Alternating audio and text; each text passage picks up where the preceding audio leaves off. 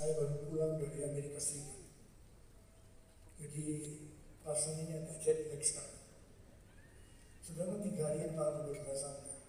Saudara, bulan September yang lalu, jadi saya sudah pergi ke Amerika Serikat. Pulang tidak sampai 1 bulan, saya harus berangkat lagi.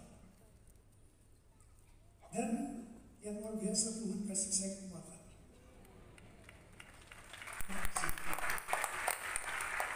Saudara, itu jadi satu pergumulan buat saya sendiri. Tuhan tidak ya Tuhan, rasanya kuat. Tuhan tidak diam.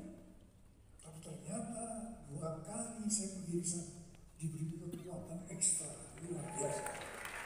Nah, itu belum pernah saya pikirkan. Saya betul-betul merasakan apa yang belum pernah saya lihat oleh mata, belum pernah didengar oleh telinga, belum pernah timbul dalam hati. Semua disediakan bagi orang yang mengasihi Dia.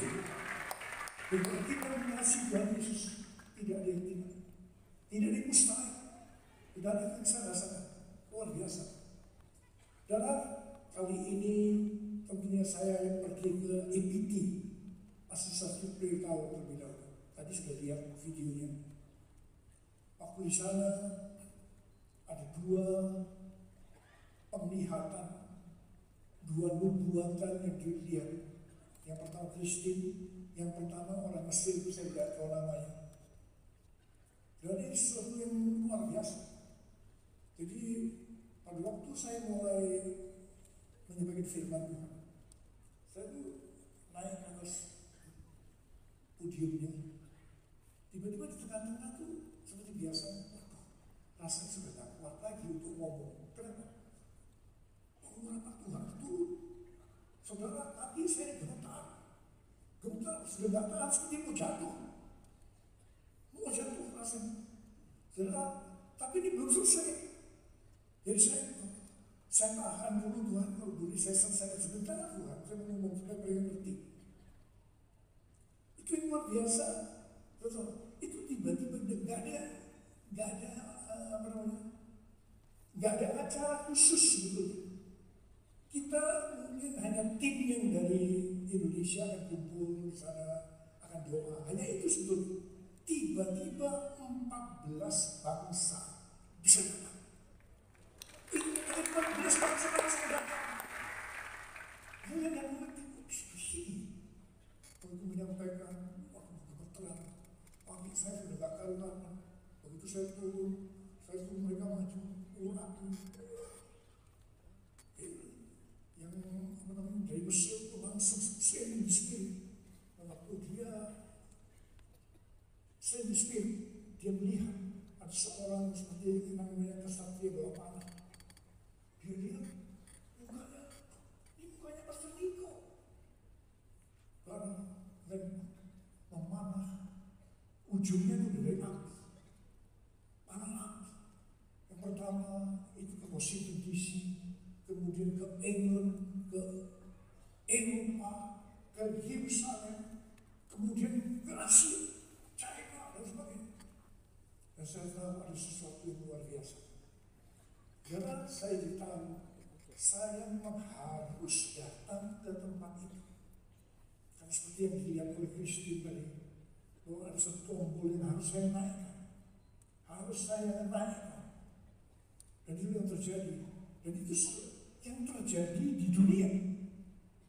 Apa yang terjadi di situ, itu yang terjadi di dunia. Karena saya lihat, wow, luar biasa. Tuhan pimpin kita ini akan terjadi satu penemuan jiwa yang terbesar dan yang terakhir sebelum Tuhan Yesus datang untuk kali yang kedua. Kita yang percaya teman-teman, tangan Tuhan. Dan yang kedua, saya ke Amerika tentunya untuk simposium Pentakosta 3. Saya mengucap syukur kepada Tuhan. Jadi melalui Joseph God, melalui Mike Baker, maka simposium ketiga ini dilaksanakan. Jadi simposium ketiga, Pentakosta 3 itu artinya Yang dibicarakan tuh hanya Pentakosta ketiga saja. Nggak ngomong yang lain-lain. Di tengah-tengah pro kontra. Kalau di Indonesia jangan tanya. Pro kontra. Maki-maki saya memang biasa. Nggak perlu dimaki-maki juga nggak apa-apa. Sudah di tengah-tengah itu. Tuhan menyuruh Mike Baker. Jadi bulan yang lalu sudah saya saksikan lagi. Jadi Mike Baker itu pada waktu bulan Oktober, nah di situ ada sinode GBI, dia datang kepada saya. Dia bawa proposal segala yang bersehubungan dengan etalase ini. Dia kasih kepada saya. Baca dia.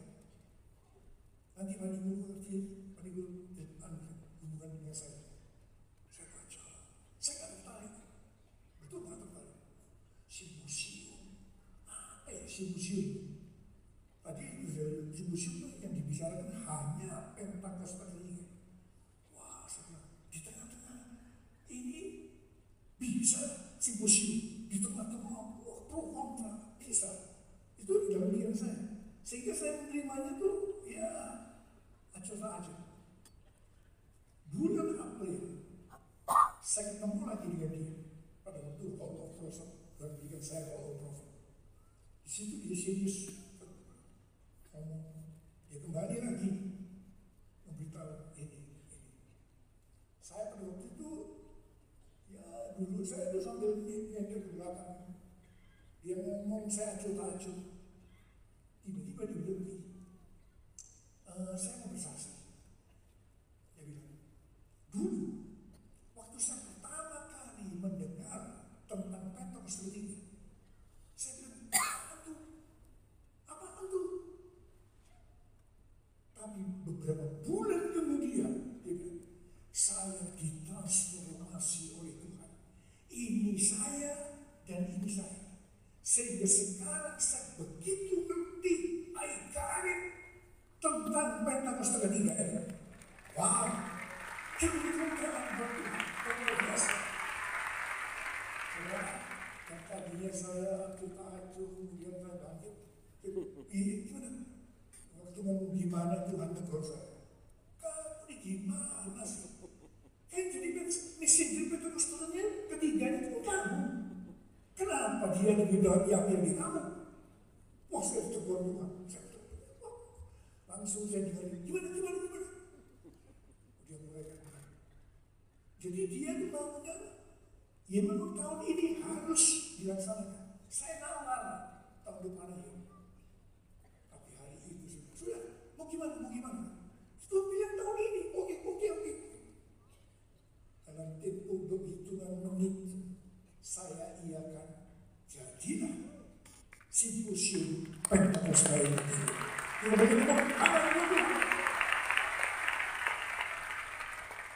membuat acaranya. Wah, jadi tiap malam jam 3 malam itu karena di main hall-nya yang bicara itu ada 3. Saya, kemudian ketua umum dari Sesukat yang sekarang Gary Lewis, kemudian Tim Hill juga itu bicara. Kemudian di pagi harinya, wah itu mulai jam 9 sampai jam 10 sampai 12, jam 2, jadi ada seperti panel diskusi dan sebagainya. Itu membahas itu. Saudara, begitu dilihat yang pembicara itu kan dari Pentakosta itu profesor, doktor, pokoknya orang-orang hebat yang bicara. Yang dari Indonesia ya bertiga, saya, Christine, dan Billy. Lainnya dari sana. Karena saya ingat, saya sudah siapkan untuk khotbahnya, saya siapkan aja. Nanti kalau Tuhan mau ngomong apa nanti, mau saya siapkan aja. PowerPoint-nya disiapkan. Tiba-tiba pagi hari, malamnya saya bertugas.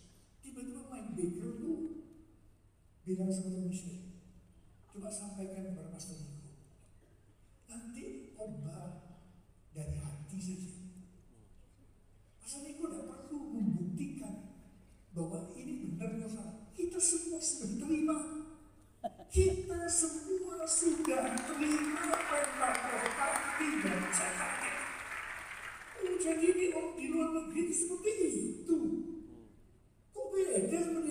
manusia. Jadi yang mana yang lebih pintar saya nggak tahu. Dan itu tim yang bergerak untuk mengikuti sesi-sesinya. Lalu mereka pikirnya kan, wah namanya simposium, akan mengeluarkan teori yang muluk-muluk. Profesor doktor, ternyata semua salah. Itu simposium tidak mengenai itu. Jadi saya lihat, itu kan orang berpakai translator. Oh dia itu, oh jangan tahu, dunia tahu sama saya tentang siapa. Oh itu macam-macam. Nah, itu semuanya simpel. Jawabannya itu nggak muluk-muluk. Tapi yang jelas itu jawaban orang yang sudah percaya, yang terima. Dan saya lihat, benar itu. Tapi kita juga bagus juga sih. Kita punya jawaban dari pertanyaan-pertanyaan kita nyiapkan semua. Kalau ada yang tanya, itu mungkin untuk Indonesia. Tapi untuk sana, itu nggak berlaku. Karena kan juga terima. Kami sudah ngerti terima. Kita percaya. Jadi mereka itu lebih mengedepankan soal pengalaman. Itu loh yang bilang jelas khotbah dari hati. Gak usah dipertahankan. Wah, saya lega luar biasa. Bahkan saya percaya tadi ini dan Mike Baker ini baru permulaan. Ini siapa? Saya tadi itu mensisipkan apa yang dia ngomong. Saudara, ini satu permulaan. Dan ini akan bergerak ke seluruh dunia. Pentakosta itu akan bergerak ke seluruh dunia. Kita berikan kepada tapi sekali lagi sebetulnya apa sih Pentakosta yang diperdebatkan itu apa sebetulnya? Oh, definisi jelas. Pentakosta pertama adalah Pentakosta penjualan kudus yang dahsyat di zaman ini, yang melebihi di Asusatri. Dan yang kedua, Pentakosta ketiga akan mengakibatkan penuaian jiwa yang terbesar dan yang terakhir sebelum Tuhan Yesus datang untuk kali yang kedua. Ini yang dapat nih William Seymour, bukan Nico. Yang ketiga, akan membangkitkan generasi dirinya, anak-anak muda yang dipenuhi dengan Roh Kudus, cinta mati-matian bertujuan, tidak kompromi terhadap dosa, dan akan memenangkan banyak jiwa. Ini juga bukan saya yang lihat, ini yang diperlihatkan kepada Russell Evans. Russell Evans waktu itu di sini dan Friendship tahun 2017 dia dapat. Kemudian yang keempat, memang Pentakosta ketiga itu lahir di Indonesia. Di mana? Indonesia. Dan ini gerakan ini dari timur ke barat. Kembali ke Yerusalem. Baratnya ini Amerika Serikat. Jadi dari Amerika Serikat mereka yang akan menyebarkan ke seluruh dunia. Jadi saya pada waktu itu yang di sini di Indonesia amin, saya pada waktu itu ngerti, gak apa-apa, mau gak terima juga gak apa-apa, pokoknya sampai di Amerika Serikat dulu, sana yang bertugas untuk menyebarkan seluruh dunia. Beres. Jadi saya tengok. Nah ini memang suatu proses, saya tidak bisa nyalakan juga orang-orang yang mengerti. Saya cuma ingat Gilbert dulu, ini Gilbert yang ngomong sebelum pandemi, waktu wawancara saya Pentakosta ketiga. Oh, gak usah diladenin yang gini. Nah, sebetulnya gini kok bukan gua, kok lu? Nah itu aja kan. Ya udahlah. Tapi yang jelas, saya percaya. Jadi yang istilahnya pasang badan untuk dunia tentang Pentakosta ketiga. Ini Church of God. Dan bukan hanya Sinode Church of God saja, sebab pada waktu itu ada Church of God Prophecy, itu sinode besar juga. Kemudian Sinode Church of God in Christ, itu orang-orang hitam. Jemaatnya di Amerika ada 8 juta. Jadi yang jelas tiga. di jurusnya mau terserah. Jadi ini saya sudah tidak perlu terlalu pusing-pusing. Orang mau terima gak terima, saya sukanya. Saudara yang di sini mau percaya atau tidak, saya sukanya. Kan di sini kan ada yang gak percaya sih ya. Sudah saya tahu kok. Tapi sekarang saya ngomong begini, saudara mau percaya gak? Bukan urusan saya. Saudara gak percaya, berarti engkau tidak akan menuai jiwa. Kalau percaya pada melihat, ini adalah penuh jiwa yang terbesar dan yang terakhir.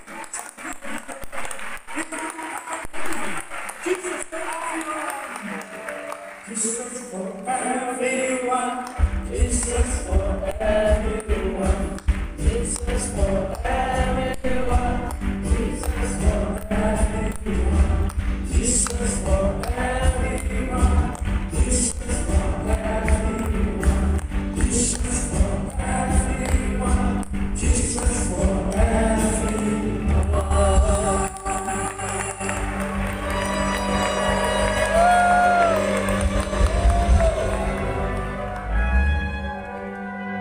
Memang dalam musim-musim itu yang saya tekankan itu adalah menyelesaikan amanat Agung.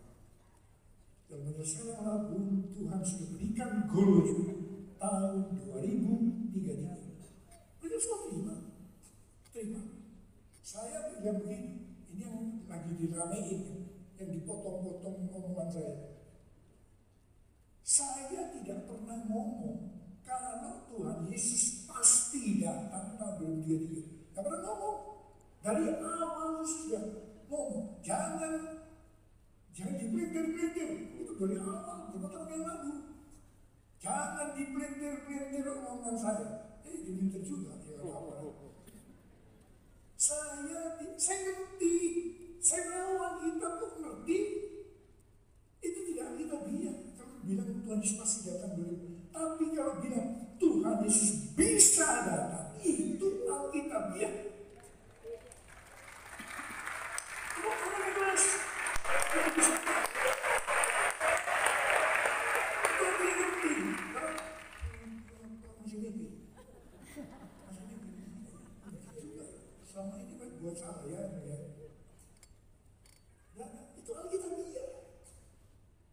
Jadi itu yang saya mau bilang.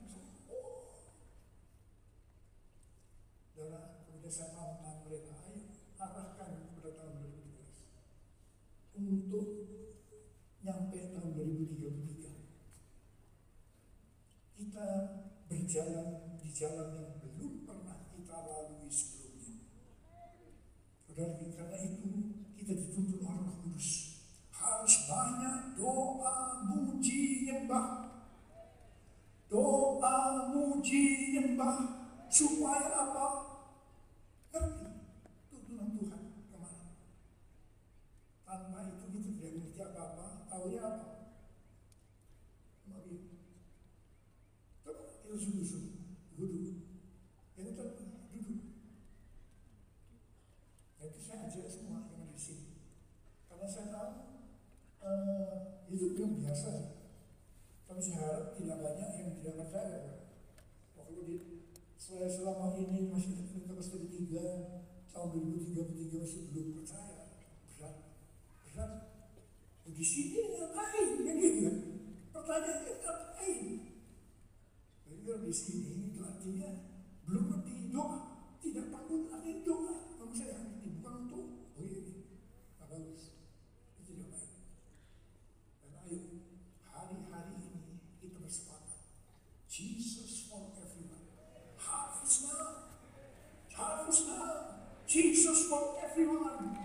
Jesus for everyone. Jesus for everyone.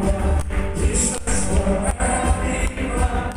Jesus for everyone. Praise the Lord, oh my soul. Praise the Lord, oh my soul. Praise the Lord, oh my soul. Jesus for everyone.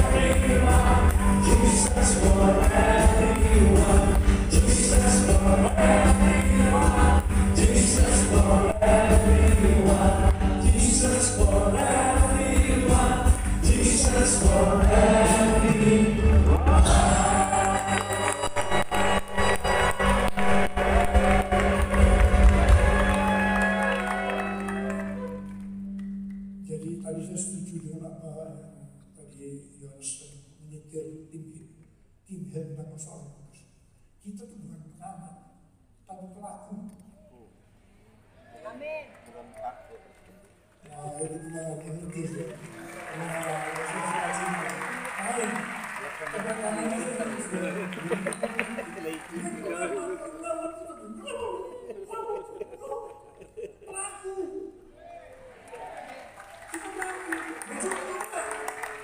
Jadi pengamat ya nggak apa-apa. Kalau itu diterusin jadi pengamat, waduh. Saya simposiumnya terus begini rasanya nggak berlaku buat saudara. Padahal ini sudah terjadi. Amin. Amin. Jesus for everyone. Jesus for everyone. Jesus for everyone.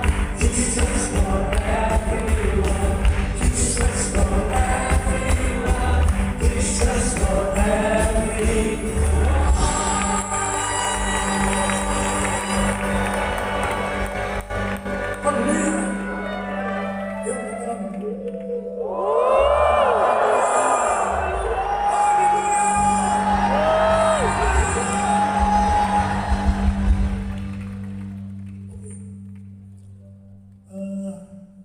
Menurut kalender Ibrani, dari tanggal 3 Oktober yang lalu sampai dengan 23 September tahun depan, kita memasuki tahun 5785, yaitu tahun PH. Kita ada pelafalannya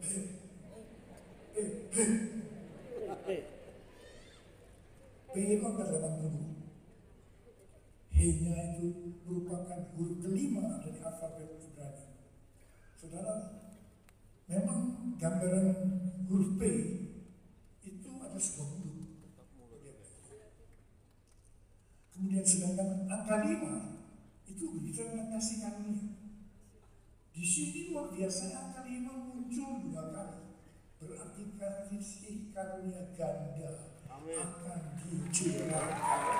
Yang percaya tangan Tuhan.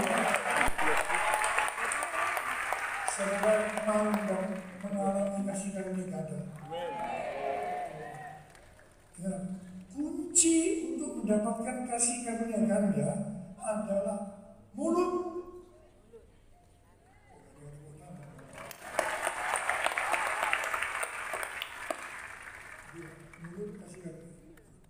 Memang kita sampai tahun 1990 baru kita keluar dari ngomong soal mulut. Saudara, kalau ngomong mulut itu artinya peranan mulut, ucapan, lidah, tetapi sekarang ini termasuk apa yang diketik di media sosial.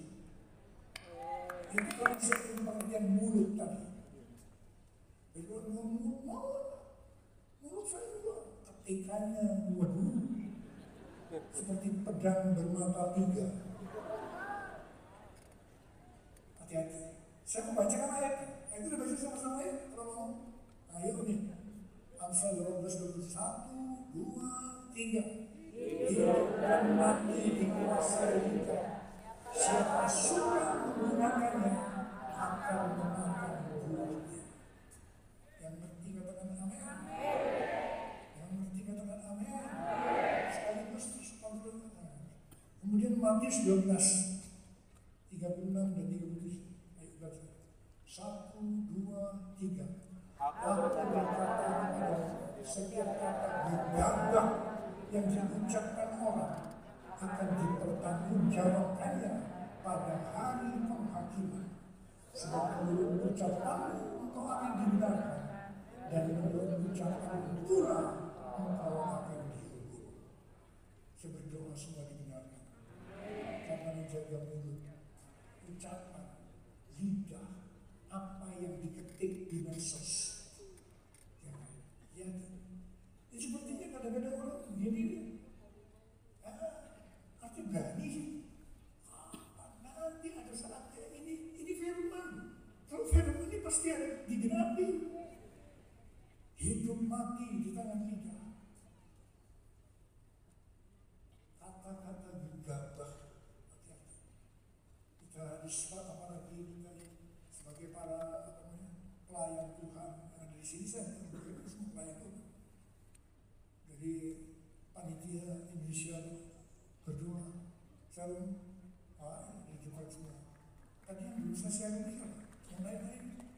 Kalau boleh ada tamu-tamu yang datang, benar ngambil tangan saudara. Ada di mana? Termasuk dari Vietnam ada 81 orang. Tamu juga.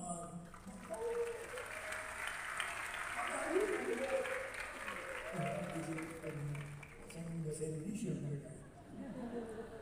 Dan kasih Tuhan.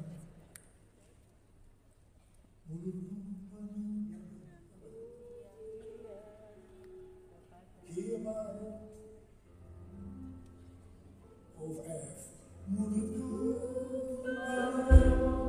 dengan pujian kepadamu ya Yesus Tuhan.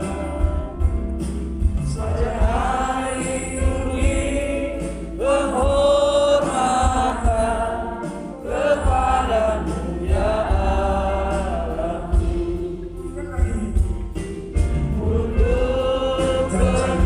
Janji pembelaanmu masuklah semua hati untuk saya.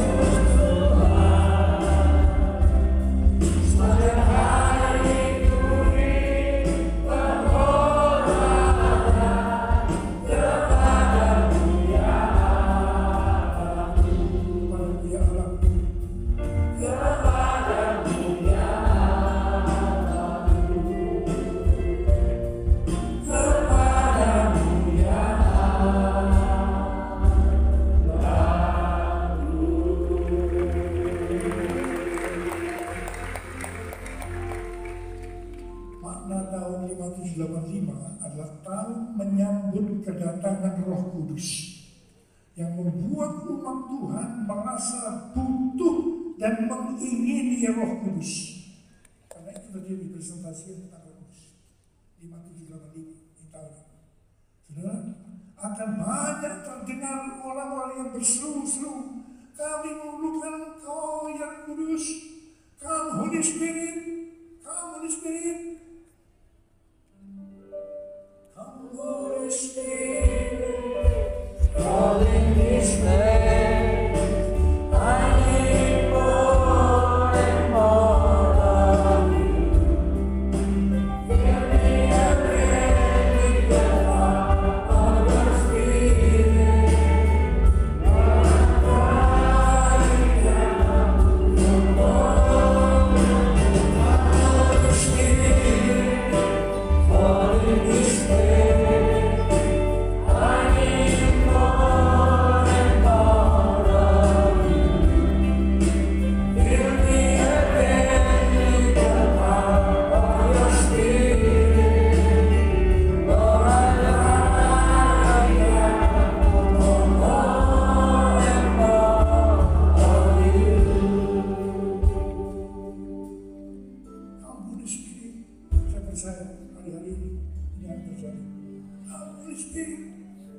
Penuhi saya Tuhan, penuhi saya lebih lagi.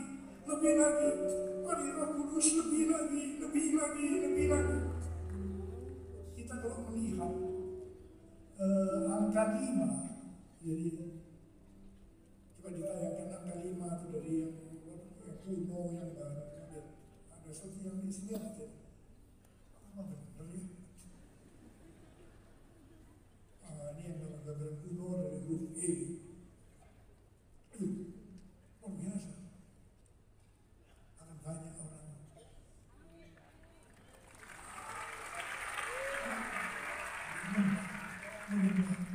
kebenarannya luar biasa.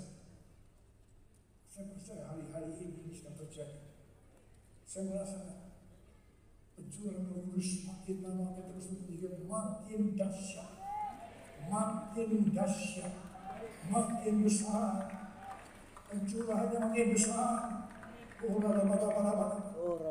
Saudara, pada saat Roh Kudus dicurahkan, maka akan terjadi juga seperti yang dituliskan dalam Yesaya 32 ayat 15 sampai 17. Yuk kita baca.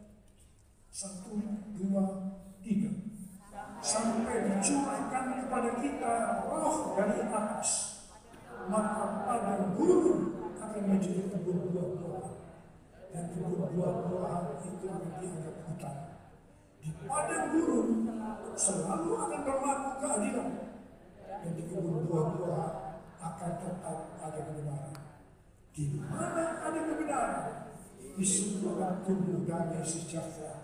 Dan akibat kebenaran ialah ketenangan dan ketentraman untuk selama-lamanya. Dia tentang itu.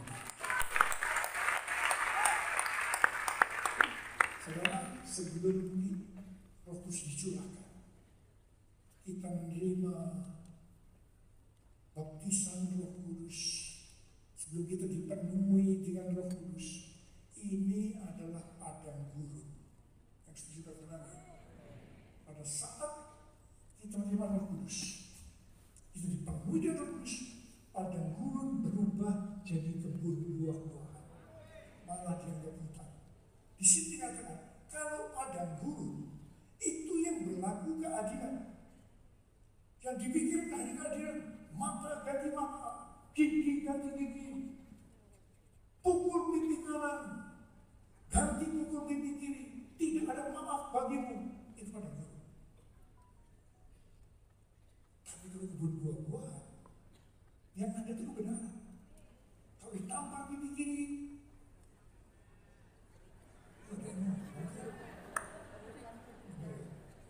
kalau ada yang memaksa kamu berjalan 1 mil, ngomong dong. Kalau ada yang meminta baju, amin, amin. Itu kebenaran apa keadilan? Saudara, mari saya teruskan. Ini yang luar biasa. Di mana ada kebenaran, di situ akan tumbuh damai sejahtera. Dan akibat kebenaran ialah ketenangan dan ketenteraman untuk selama-lamanya.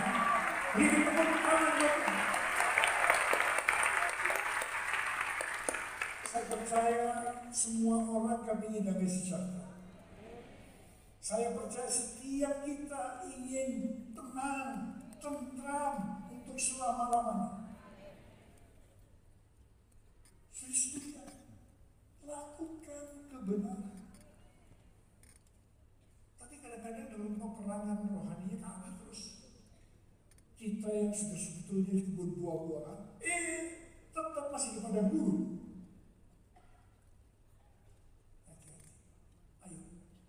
Ini menjelang kedatangan Tuhan untuk kalian kedua. Saya menantang setiap kita.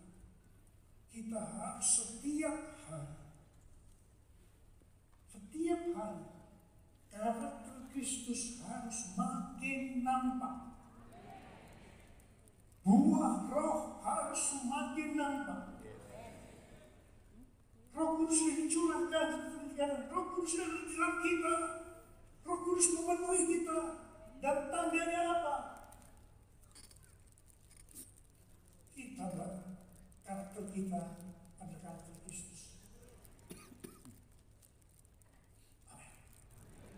Dalam hari-hari ini, saya teruskan lagi. Dalam tahun 5785 yang merupakan tahun pencurahan Roh Kudus ini, kita diingatkan tentang berbahasa roh, berbahasa lidah. Terus terang, ini membuat saya agak prihatin mendengar laporan bahwa anak-anak muda, yaitu cucu-cucunya opa ini, banyak yang belum berbahasa roh. Oh, dia kan ini. Sebentar, opa mau tanya, cucunya opa berikan tangan. Kalau katakan cucunya opa berdiri, opa mau lihat. Bulan yang lalu belum lihat, sekarang mau lihat. Mana? Ini apa?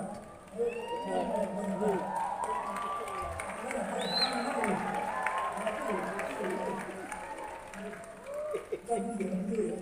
Kamu tanya, kamu sudah berbahasa apa belum? Kalau belum, minta. Ini penting. tahun 5785 ada tahun pencurahan Roh Kudus. Orang yang dipenuhi dengan Roh Kudus dibuat tanda awalnya dia akan berkuasa.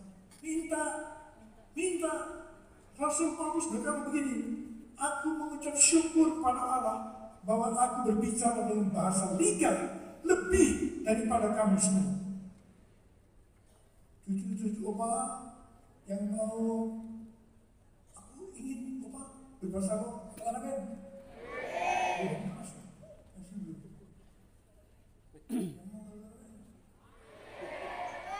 Jangan terpaksa. Siapa yang dulu dipenuhi dengan kudus? Itu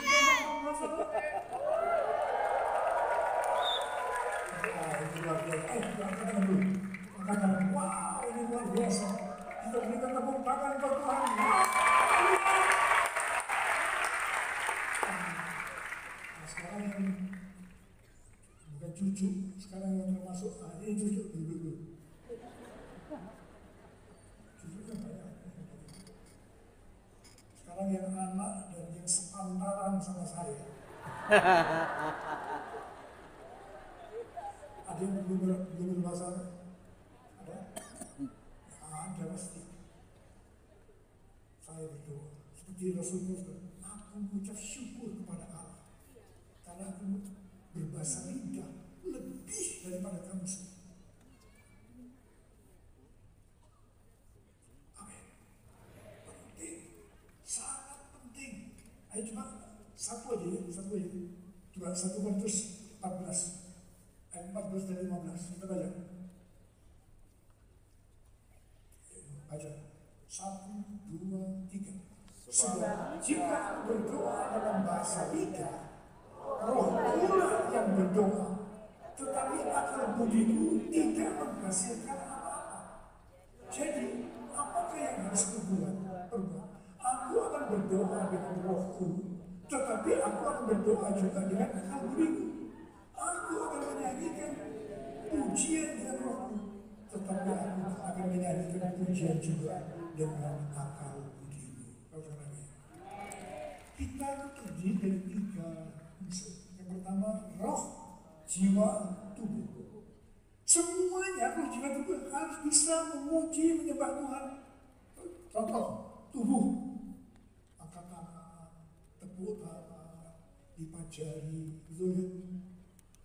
Dulu tepuk tangannya dipermasalahkan. Oh, bisa-bisa sesat. Tapi sekarang nggak ada. Tepuk tangan sih biasa, tepuk tangan nggak boleh.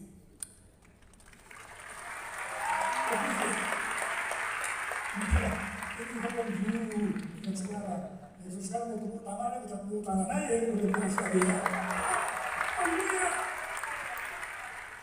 Sekarang kalau dengan jiwa akal budi, itu dengan bahasa yang kita mengerti. Amin. Tetapi kalau roh kita itu tidak bisa yang lain-lain, hanya berbahasa roh atau berbahasa lidah. Jadi sekarang apa mau tanya nih? Kalau kita tidak berbahasa, ada yang kurang nggak? Kurang dong. Rohnya nggak berfungsi. Sorry, saya mesti ngomong. Sesuai dengan ayatnya. Dan saya tidak bilang kalau rohnya tidak berfungsi dia selamat, jangan diblender ya. Ini nanti bisa diblender lagi ini. Saya tidak ngomong begitu, saya ngomong ini tidak sempurna. Ada beberapa yang setuju kalau itu tidak sempurna. Setuju. Ada yang takut angkat tangan? Kalau takut lupa aja angkat tangan.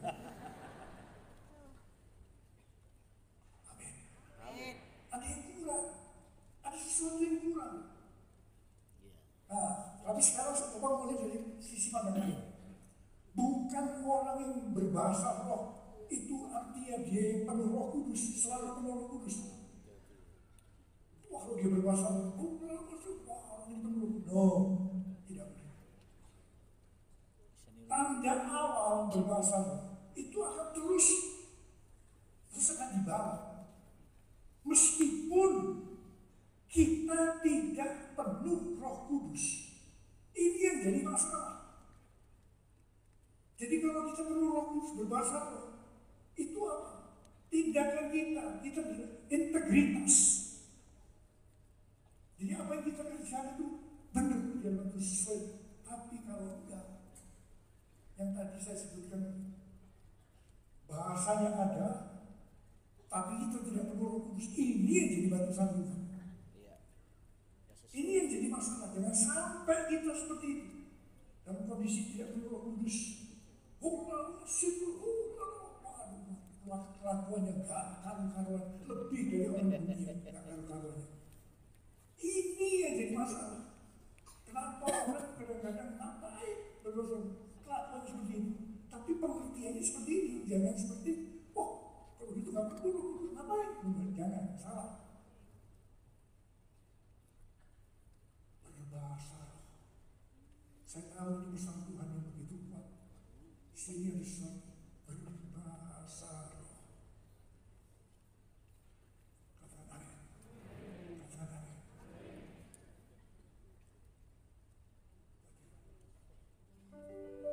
Come Holy Spirit, fall in this place. I need more and more of you. Fill me again with the power of your Spirit. Lord, I cry for more and more of your Spirit. Fall in this place. I need more and more of you. Fill me again with the power of your Spirit. Lord, I'm crying out for more and more of you.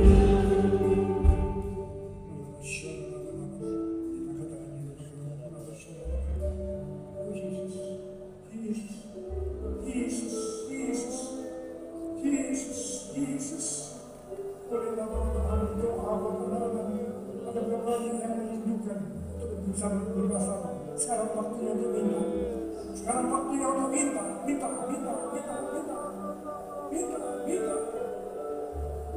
Mungkin keadaan di saat ini tidak penuh Roh Kudus.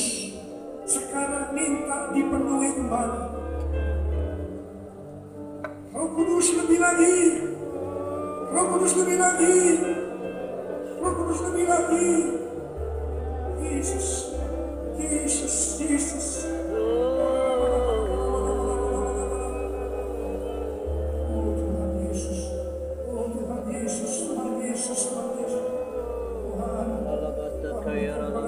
Tuhan sekarang rindu untuk berbahasa. Tuhan berikan bahasa-bahasa yang baru. Berikan bahasa-bahasa yang baru buat mereka ya Tuhan. Oh,